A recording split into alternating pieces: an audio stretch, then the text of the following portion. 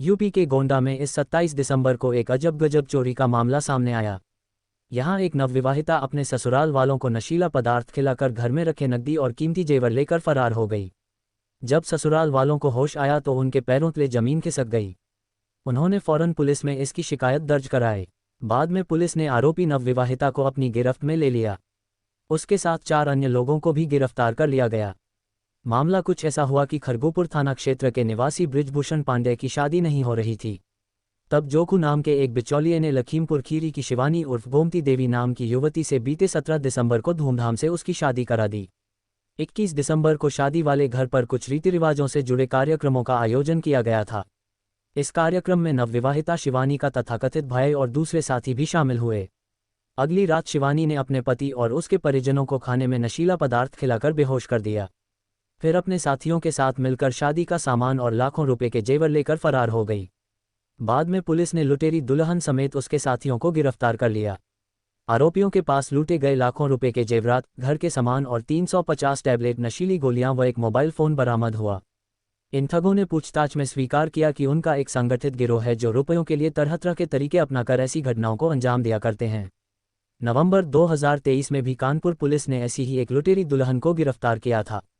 उसने पहले पति को तलाक दिए बिना 2 युवकों से शादी की और उन्हें लाखों की चपत लगा दी थी। शातिर महिला के शिकार हुए तीसरे पति ने महिला की असलियत जानने के बाद पुलिस से शिकायत की। यह महिला सरकारी नौकरी वालों को शिकार बनाती थी और फेसबुक पर दोस्ती का झांसा देकर शिकार को फंसाती थी।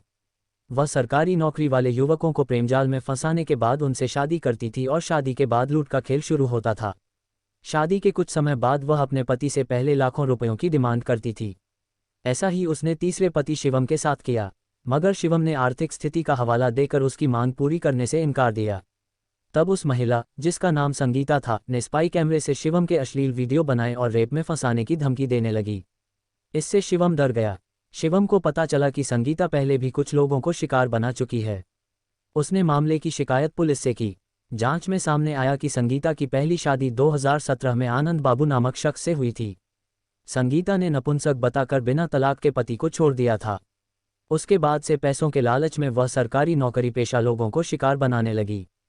फरवरी 2023 में अजमेर के रहने वाले अंकित की शादी गोरखपुर की रहने वाली गुड़िया से हुई थी। शादी से पहले दुल्हन के कथित परिवार वालों ने 80,000 रुपये नकद और कुछ पैसे ऑनलाइन ट्रांसफर कराए थे। इस शादी के बाद दोनों परिवारों के लोग बनारस से सटे चंदौली जिले के एक गेस्ट हाउस में रुके। शादी की सारी रस्में पूरी हो गईं। विदाई का वक्त हुआ। अंकित ने विदाई कराई। उसे दुल्हन को लेकर अजमेर जाना था। सब ट्रेन में सवार हुए। ट्रेन में दुल्हन का एक परिचित भी बैठ गया। बनारस से कानपुर तक का सफ़र सही रहा। ट्रेन कानपुर पहुंची तो दुल्हन के इस परिचित छोटू ने अपनी पोटली खोली। छोटू की पोटली में नशा था। उसने अंकित और अंकित के घर वालों को चाय व नमकीन में नशीला पदार्थ मिलाकर बेहोश कर दिया।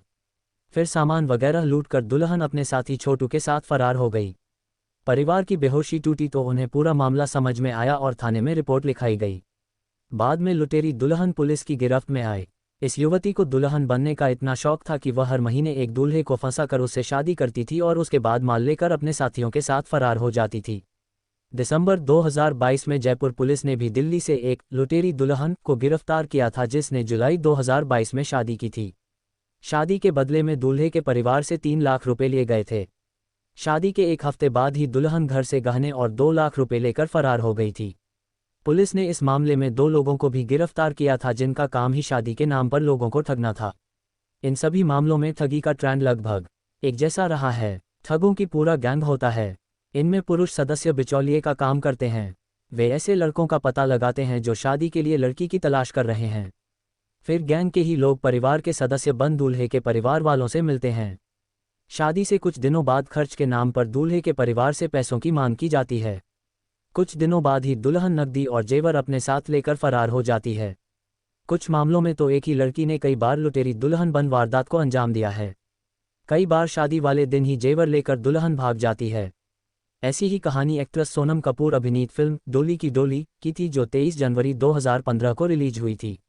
इस फिल्म में सोनम लुटेरी दुल्हन बनी थी। फिल्म में सोनम एक ऐसी लुटेरी दुल्हन के किरदार में नजर आई जो पैसों के लिए शादी करती है और फिर लड़के को धोखा दे देती है।